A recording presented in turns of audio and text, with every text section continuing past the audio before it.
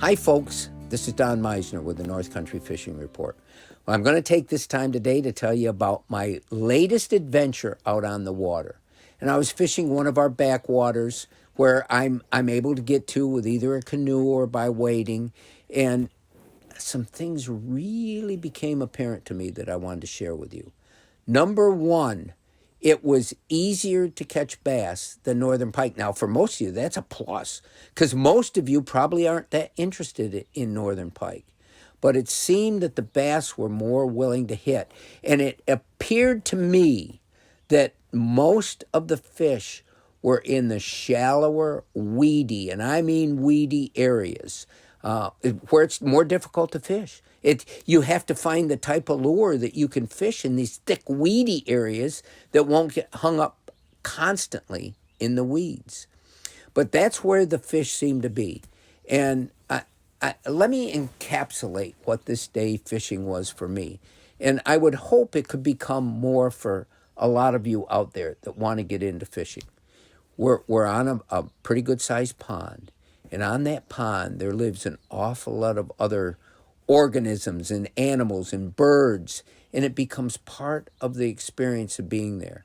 We watched loons come up and go down in the water near us, and that's a very special part of sharing the day. The sounds of all these birds that you won't hear in the fall, and you won't hear in the winter, but right now, birds are mating, they're doing so much, and their songs are the way they communicate. But it makes it brings the experience of being outdoors so much more into richness, hearing all these sounds. And we had wonderful fishing. My buddy Rust was using a spinnerbait, and I was using a bait that I've told you about before. I say bait, it's a lure. It's a soft plastic lure where the hook's buried in the soft plastic. That's the way it comes. It's made by Lunker Hunt. That's the name of the company, and the lure is called a gambit. And the way I can fish it, since the hook is all buried, is that I can fish it in these weedy areas. And that's where the fish seem to be right now. It's about 4.5 inches long, almost 5. It looks like a big bait, and yet the bass were hitting it like crazy. Rust and I caught about the same number of fish. I think he caught more than me on his spinnerbaits, but the fish I caught tended to be bigger. So again, we had a fabulous day of fishing.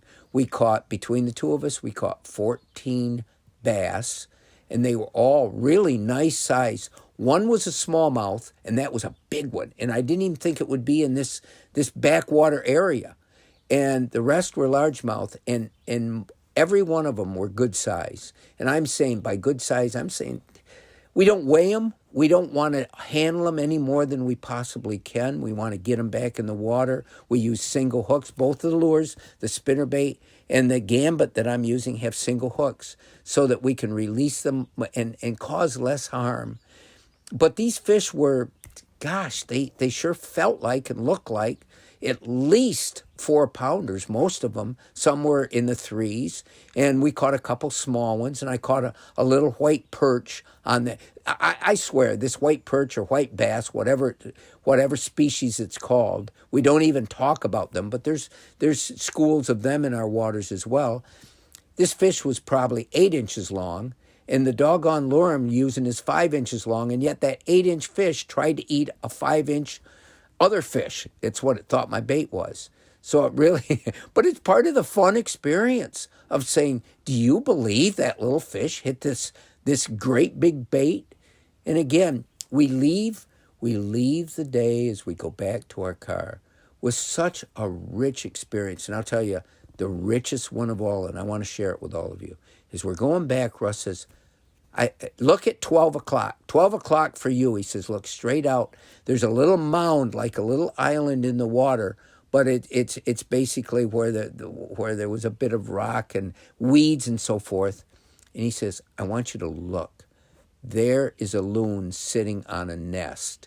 And I'm looking, and all of a sudden it takes shape, and I see it. And I said, Russ, I've never seen that in my life. He said, I never have either. And I think it was a rare occurrence. And it's because we have areas like that that are so special that you won't find in other areas. Loons are usually the visual indicator of a true wilderness. That's what loons, they have to have that. They don't do well with human beings. They don't do well with other things of technology around them. And so this is what really makes this special. Anyway, we had a wonderful day fishing. It's a day I love sharing with all of you and telling you the high points. But what are the high points? Was it the strike? Was it the little fish that hit a big lure? Was it seeing the loon? Was it looking up and seeing bald eagles soar above us? Was it the sounds of the birds that were filling the air? All I can tell you is we both left with a smile and an eagerness to get back on the water another day.